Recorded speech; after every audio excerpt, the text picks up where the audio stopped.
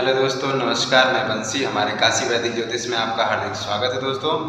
दोस्तों मैंने देखा कि हमारे कमेंट बॉक्स में कुछ कमेंट आए हुए हैं कि कैसे लगता है संन्यास योग, इसके बारे में थोड़ा सा बताया जाए। तो दोस्तों आज हम उस संन्यास योग या वैराग्य योग, दोनों कह सकते हैं हम, तो इनके बारे में हम आज बताने वाले हैं। तो दोस्तों आप हमारे चैनल पे बिल्कुल नए हों तो इसे लाइक और सब्सक्राइब करना बिल्कुल ना भूलें। बेल आइकन घंटी प्रेस कर दें जैसे कि नोटिफिकेशन आपको मिलता रहे। दोस्तों हर वीडियो आप तक मिल जाए और उसमें आल भी रहता है, उसको भी टिक कर दीजिएगा जैसे कि हर नोटिफिकेशन आपको आसानी से मिल सके।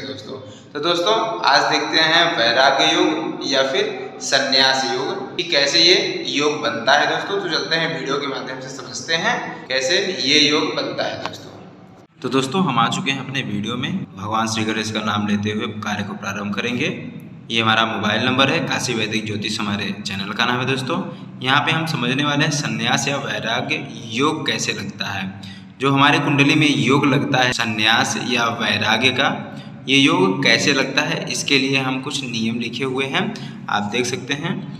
चौथे भाव में बुध और दसम भाव में शनि। अगर चौथे भाव में बुध हो और दसम भाव में शनि हो तो जो है जातक विरक्त होता है। दोस्तों और दूसरा नियम क्या है, दसम भाव में चंद्र बुध हो और उस पर शनि की दृष्टि हो तब जान लीजिए कि जातक विरक्त होता है। ठीक है दोस्तों। अब तीसरा नियम क्या है, 1, 9, 11 राशि का केतु। यहाँ पे हमने 3 चार्ट बनाया हुआ है, इसके माध्यम से मैं आपको समझा दूंगा। पहले आप नियम पढ़ लीजिए। 1, 9, 11 राशि का केतु व्यय अर्थात 12वां भाव में हो तो आदमी विरक्त होता है। दोस्तों अब मेरा नियम क्या है, प्रथम नियम क्या है, चौथे भाव में बुध और दसम भाव में शनि। तो मान लीजिए दोस्तों ये पहला चार्ट वाला है, ये दूसरा चार्ट का है और ये तीसरा चार्ट का है। मतलब पहला, दूसरा, तीसरा। इसमें हम पहला समझेंगे, इसमें दूसरा और इसमें तीसरा। तो पहला क्या लिखा है, चौथे भाव में बुध और दसम भाव में शनि। मान लीजिए यहाँ पर 1 नंबर से शुरू हुआ, ये 2, 3, 11, 12। सेम कंडीशन इसमें भी स्टार्ट करते हैं। 1, 2, 3।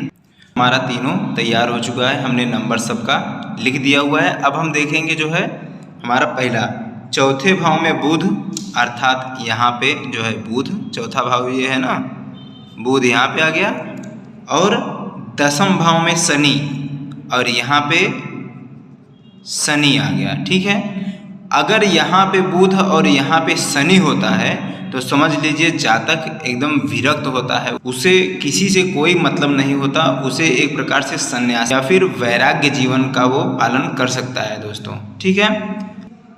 अब दूसरा नियम क्या है, दसम भाव में चंद्र बुध हो।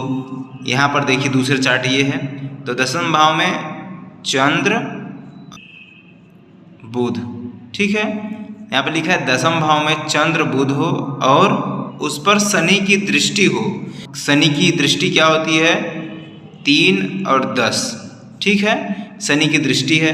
तो मान लीजिए इससे 3 अंक पीछे, 1, 2, 3। मान लीजिए शनि यहाँ पर बैठा हो या फिर 10वें नंबर पे 4, 5, 6, 7, 8, 9, 10 यहाँ पर शनि बैठा हो, या शनि यहाँ पर बैठा हो या तो शनि यहाँ पर बैठा हो। इस पर दृष्टि पूर्ण रूप से उसकी जा रही है, क्योंकि दसम दृष्टि और तृतीय दृष्टि जो है शनि की जाती है, और या फिर सप्तम दृष्टि आप कह सकते हैं, सप्तम दृष्टि भी शनि की पूर्ण दृष्टि होती है। ठीक है, शनि की नहीं, सभी ग्रहों की सप्तम दृष्टि पूर्ण होती है। तो शनि चाहे पहले नंबर में बैठा हो, चाहे चौथे नंबर में बैठा हो और चाहे अष्टम नंबर में बैठा हो, तो वहाँ पे अगर दसम पे उसकी दृष्टि जाएगी तो वो जातक एकदम विरक्त होगा, उसे किसी से कोई मतलब नहीं होगा। दोस्तों उसे एक प्रकार से हम वैराग्य ही कह सकते हैं। ठीक है।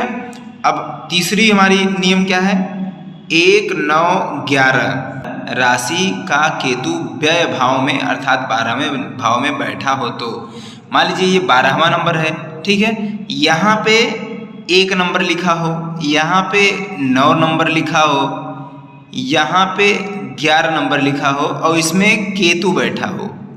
ठीक है, यहाँ पर 1 नंबर लिखा हो, यहाँ पर 9 नंबर लिखा हो, यहाँ पे 11 नंबर लिखा हो और इसमें केतु बैठा हो, तो जान लीजिए कि जातक एकदम विरक्त होता है, उससे किसी भी से कोई मतलब नहीं होता दोस्तों।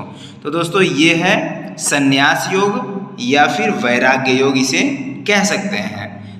तो दोस्तों उम्मीद है आपको समझ में आ गया होगा कि वैराग्य योग या संन्यास योग किसे कहते हैं। दोस्तों ये चीज़ आपको भली भांति समझ में आ गया होगा। इसका नियम क्या है, इसमें कौन सा ग्रह किस जगह बैठा रहेगा तो कौन सा योग लगेगा, ये योग मैं आगे चल के सभी योग आप लोगों को एक एक करके सब मैं आपको बता दूंगा दोस्तों, ठीक है।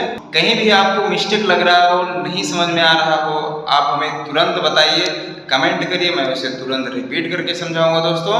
और दोस्तों अगर आप हमारे वीडियो में बिल्कुल नए हैं तो इसे लाइक और सब्सक्राइब और शेयर करना बिल्कुल ना भूलें। उसमें बेल आइकन दबा के ऑल आएगा, ऑल भी क्लिक कर दीजिए, जैसे हर नोटिफिकेशन आपको मिल जाए। दोस्तों आज की वीडियो यहीं तक, आपका दिन शुभ हो, राधे राधे।